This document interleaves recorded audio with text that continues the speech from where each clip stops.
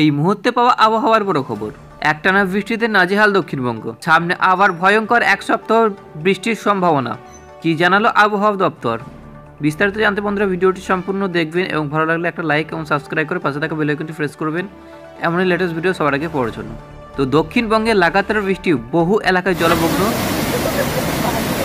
তবে এই বৃষ্টি এখনই থামছে না। আবহাওয়া দপ্তরের পূর্বাভাস অনুযায়ী নিম্নচাপে অক্ষরেখা একাধিক ঘূর্ণাবর্তন প্রভাবে আগামী এক সপ্তাহ রাজ্যের বিভিন্ন প্রান্তে হালকা থেকে মাঝারি বৃষ্টি চলছে। এর সঙ্গে বজ্রবিদ্যুৎ, দমকা হাওয়া এবং আর্দ্রতাজনিত অস্বস্তিকর বজায় থাকবে বলে জানিয়েছে হাওয়া অফিসের তরফ থেকে। আলিপুর আবহাওয়া দপ্তর জানাচ্ছে, বর্তমান পাঞ্জাবে ফিরোজপুর থেকে অরুণাচল প্রদেশ পর্যন্ত বিস্তৃত রয়েছে একটি নিম্নচাপ অক্ষরেখা। পাশাপাশি বাংলাদেশ ও আসামের উপর 3 থেকে 6 কিমি উচ্চতায় অবস্থান করছে দুটি ঘূর্ণাবর্তন।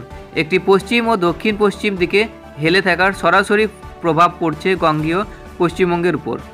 এর ফলে শুক্রবার সকাল থেকে দক্ষিণবঙ্গের বিভিন্ন জেলায় বৃষ্টির দাপট বাড়বে। আবহাওয়া দপ্তর জানাচ্ছে, পুরুলিয়া, বাঁকুড়া, বীরভূম, 2 মেদিনীপুর, 2 বর্ধমান এবং মুর্শিদাবাদ ভারী বৃষ্টির সম্ভাবনা রয়েছে।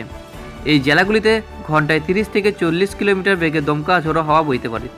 অন্যদিকে দক্ষিণবঙ্গের বাকি জেলাগুলিতে মাঝারি থেকে ভারী হালকা বৃষ্টির সম্ভাবনা থাকবে। পূর্বাভাস অনুযায়ী শনিবার থেকে মঙ্গলবার পর্যন্ত দক্ষিণবঙ্গের প্রায় সব জেলাতে বজ্রবিদ্যুৎ সহ বৃষ্টি চলবে। তবে এর মধ্যেই তাপমাত্রা কিছুটা বাড়বে এবং বাতাসের জলীয়বাষ্পের পরিমাণ কিছুটা আর্দ্রতাজনিত অস্বস্তিকর বজায় থাকবে।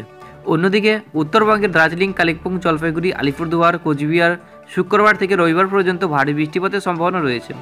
সোমবার উত্তরবঙ্গের কিছু জেলায় বৃষ্টির মাত্রা আরও বেড়ে 7 থেকে 20 সেন্টিমিটার পর্যন্ত পৌঁছতে পারে বলে পূর্বাভাস দিয়েছে আবহাওয়া দপ্তরের তরফ থেকে।